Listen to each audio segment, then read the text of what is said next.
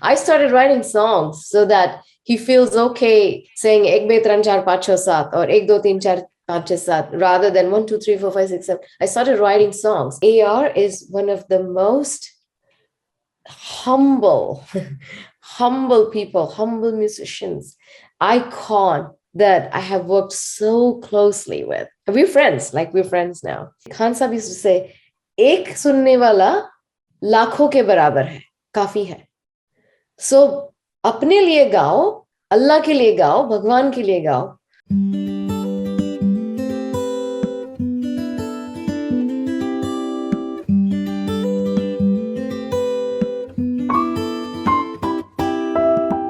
Falguni, welcome to the Quint. Heartiest congratulations for this big win. Thank you so much. I am so honored to be talking to you today.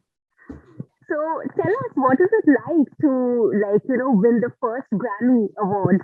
It's just so magical for a musician, having a stamp and a validation and reassurance from the Academy that yes, what you're doing is acknowledged is a very big reward. Musicians vote for this. It's not general voting. It's not people who don't know anything to do about music. They're all singers. They're all songwriters. They all play music.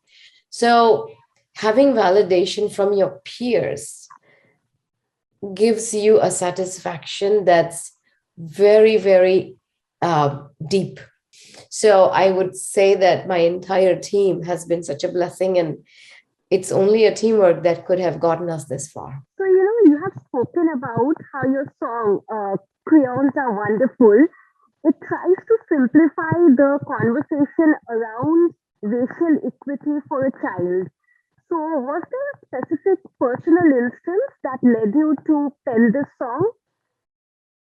No, not really. But, in America, when you are raising a child and the child is brown, nobody says it, but you see that the child is feeling like he's different, right? And they come home with questions like, Mom, why I look brown? Why I have black hair?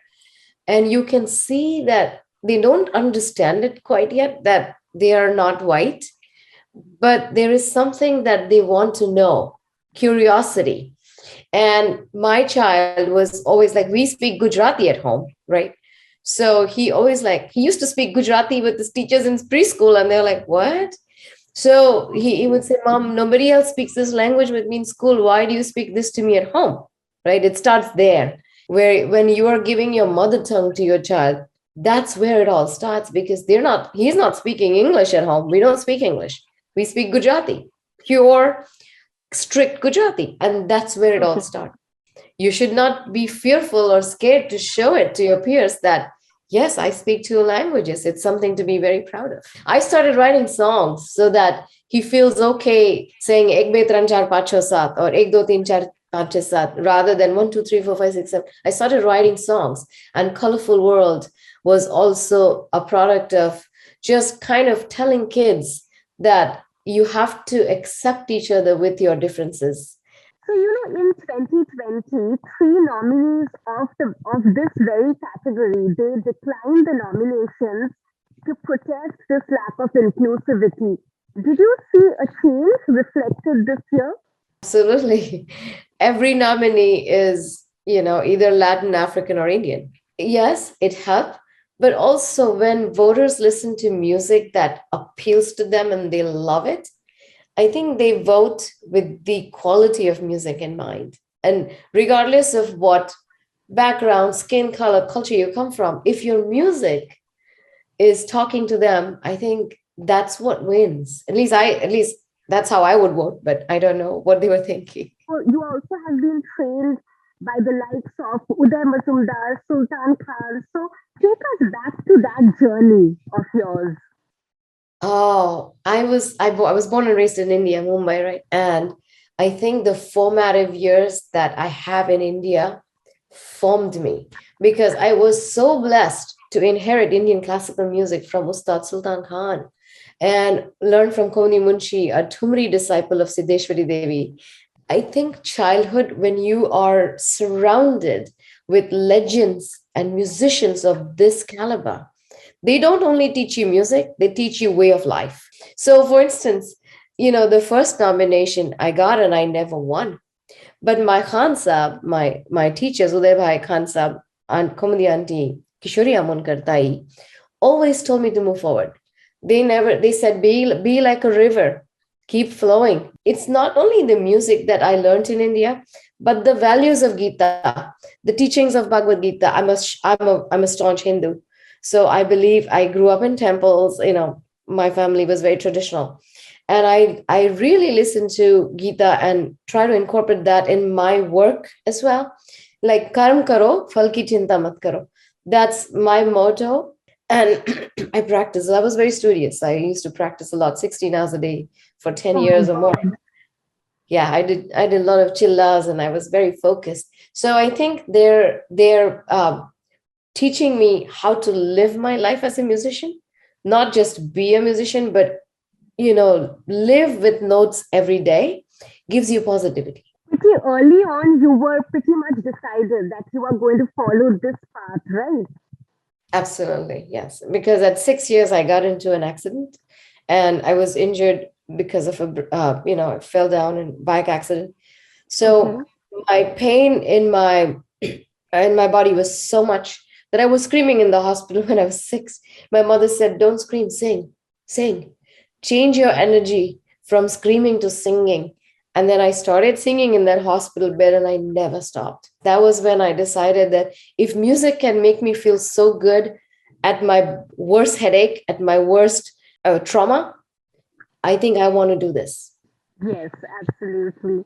So you also collaborated with, Yo-Yo Ma, Ricky Martin, Philip Glass. What was that experience like?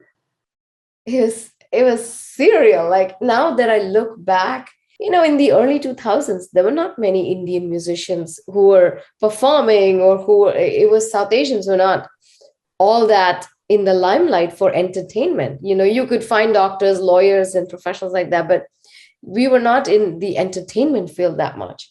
So I was learning music at Berkeley, but I didn't see any brown person there. Really, Indians didn't have a lot of presence. When I first was in Berkeley, and then I started gigging a little bit, I got a call from Yo-Yo Ma's manager to come and just like meet him at Peabody Essex Museum. And I went there clueless. Like, of course, I know who Yo-Yo Ma is, but the magnitude of him, the magnitude of his music I was too young. And maybe that helped because I wasn't intimidated. And I show up and he's like, "Yeah, you're going to tour with us in Silk Road." And I'm like, "Okay, fine, I'll sing. I mean, classical is what I sing anyway. I mean, how hard is it to sing with you?" Sure. He brought me to Carnegie Hall. I met Philip Glass through Carnegie Hall. They endorsed me. They made me their ambassador of Indian music. Then I met Wycliffe Jean. Then after a couple of years, I got a call from Ricky Martin's management that he would love for you to collaborate with him. Can you meet him in the studio? They flew from Florida. So all of these, when I meet people of this caliber and see their humility, they help me a lot just by, playing with me as well as, teaching me at the same time. But they don't even know they were teaching. They just by being there, they taught me so much. So much. Oh, wow. That's amazing. So, and we'd also love to know about your association with Mr. A.R. Rahman for Slumdog. AR sir is like, for me, he's, when you grow up in India, when you look at Roja in a theater, right? You go to see Roja, and then here we get a call from him saying the White House would love Mr. and Mrs. Obama, the president and first lady, would love Rahman ji to come and like invite me to sing with him. I mean, I think that was one of the Grammy moments. Like when you win a Grammy, you have this amazing realization. But that was one of my first ones. And AR is one of the most humble, humble people, humble musicians, icon that I have worked so closely with. We're friends now. It's so nice to be communicating with my somebody I look up to so much, with the legend, and he's blessing me and I won. And it's just, I mean, he's a very big presence in my life. He gave me my first break in an international India global way, I find that was my another, moment that you don't forget in life. One of those Absolutely, yeah. very important moments that makes history and gives your career a boost that can only go upwards, right? That's an incredible story. Thank you so much, Falguni, for speaking to us. It was a real pleasure. Thank you so much for having me.